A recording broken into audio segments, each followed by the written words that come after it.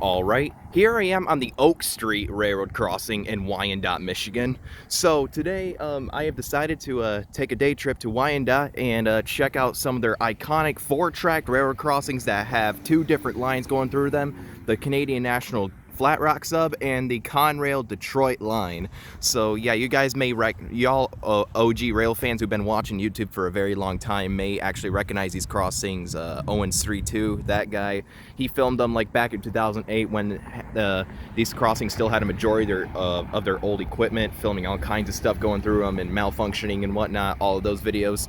And so I decided to relive my nostalgic childhood memory and go here just to check them out, what they look like in the modern days. So yeah, obviously, like I said, this is owned by the CN Flat Rock subdivision and a Conrail Detroit line where Norfolk Southern, CN, and all that good stuff run through. It's decently busy through here, I would have to say. And yeah, there isn't much, nothing much other to say other than the fact that since these 4 tracks are so separated, all these crossings actually do operate on the same circuit.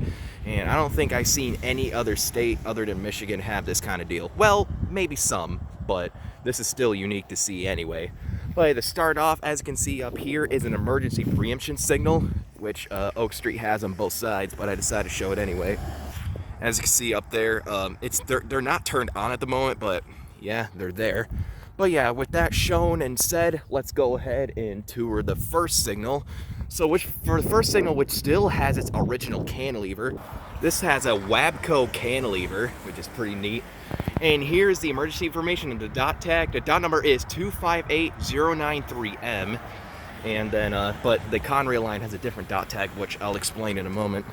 But yeah, and the lights, this crossing has two pairs for the mast lights. This has two pairs of Safetran 12 by 24 inch incandescent lights. Well, hell, they might have put, over the times they might have put LEDs in these. But yeah, there's the logos and stuff. And for the overhead lights, there are 2 more pairs of Safetran 12 by 24 inch incandescent lights. Yep. And the gate mechanism is a Safetran gate mechanism with a Siemens base. Yep. And the bell is a Safetran Safetran Type 3 electronic bell. General Signals Type 2 electronic bell used to be here, but CN replaced a whole lot of their stuff. So, yeah. So with that said, let's go ahead and go on to the next signal, which is somewhat similar to the first. As I cross the street right here. So for the second signal, also has its original Wabco cantilever, as you can see. Here's the emergency information again. And for the lights are 2 more pairs, or actually 3 pairs of Safetran 12 by 24 inch incandescent lights. Possibly have LEDs in them, but I'm not too sure. But they look like they were originally incandescent. And the overhead lights are 2 more pairs of Safetran 12 by 24 inch lights. And the bell is another Safetran Type 3 electronic bell.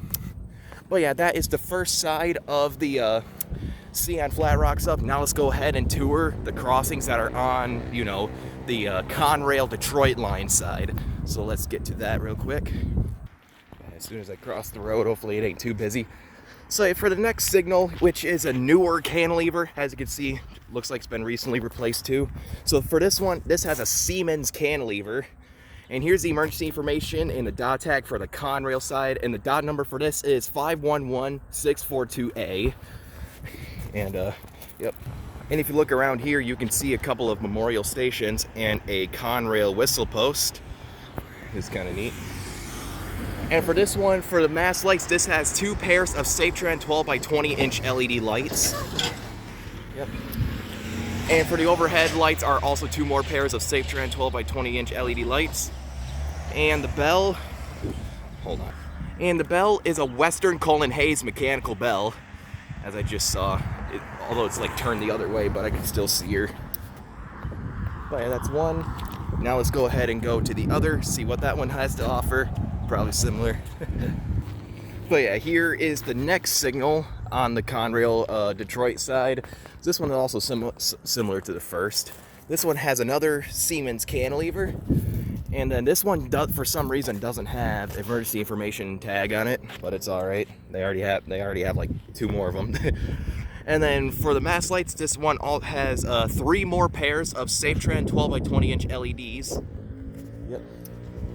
And for the overhead lights, this also has 2 more pairs of Safetran 12 by 20 inch LEDs. And for the bell, it's another Western Cullen Hayes mechanical bell. Yeah, jeez, sometimes people can be a little crazy when they drive around here. Yep. And let's go ahead and go over to the next track on the Conrail side. So, yeah, and check out these signals. So there's nobody coming, so I should be safe. Nice and safe. But here's the next signal, once again similar to the last, another Siemens cantilever. Once again, no emergency information on this signal either. And for the lights, 2 more pairs of Safetran 12 by 20 inch lights. Same goes with the overhead lights, 2 more pairs of Safetran 12 by 20 inch LEDs. And the bell is another Western Cullen Hayes mechanical bell. And I'm pretty sure these bells were reused from the last cantilevers that were here, because the cantilevers that were here before these also had Western Cullen Hayes bells, interestingly enough. But yeah, once again, gotta wait for these guys to pass before I can cross the road again. All right, let's go ahead and go over here to this next Conrail side signal. But yeah, this one is also pretty much similar to all the other ones that I just toured. Another Siemens cantilever. And here's the emergency information, the dot tag for the Conrail side again. And for the lights, this has 2 more pairs of Safetran 12 by 20 inch LEDs. Same goes with the overhead lights. And for the bell, another Western Cullen Hayes mechanical bell. Neat stuff, neat stuff. And now, last but not least, let's go ahead and go over to the other track where we could tour the final set of signals, which are owned by the CN Flat Rock sub side. So let's get to that. But here is the next signal, which this one is similar to the one that's all the way over there, let's just say. But except this one has a Harman cantilever. And here's the emergency information and the dot tag, but for this side, the dot number is different. This one is 867588U, which is weird, but it's whatever, I guess. And then for the mast lights are 2 more pairs of Safetran 12 by 24 inch incandescent lights. These ones, then again, judging from the appearance of them, might have LEDs in them. So this one probably has like 2 incandescent ones and 2 LED ones, or maybe all of them are LED, I'm not sure. But yep. And for the overhead lights, this has 2 more pairs of Safetran 12 by 24 inch lights, LED or incandescent. I can't really tell from the insides of them there, but looks like they were originally incandescent though. CN might have put LEDs in them. And for the bell, it's another Safetran Type 3 electronic bell. But yeah, that said, I don't want to interrupt that family over there, so what we're gonna do is I can see from here that this cantilever is another one of them like newer gen Harman cantilevers, and that gate mechanism looks Safetran. And obviously this has another Safetran Type 3 electronic bell, and all the lights are Safetran 12 by 24 inch LEDs. But yeah, and also here's the other emergency preemption signal that was, similar to the one all the way over here. But yeah, and also interestingly enough, this has like 3 relay cases in one crossing. There's one, the other one is over there somewhere, and there's a third one over here, which is pretty cool. But to take a look at the track view, I'm not too sure what track to look at. So down here, I'm gonna tour this one right here. Down here heads to Vinewood Avenue, which some of y'all may already know that this crossing is infamous for having Safetran mechanical bells and GRS Lexi 8-inch lights. But sadly, I just went down that crossing and all of those got replaced. Even though Google Maps says that they still have the GRS Lexi lights, but they've just been replaced probably. And down there heads to more crossings like I would say, not Ford Avenue and Goddard Road. Those are down there.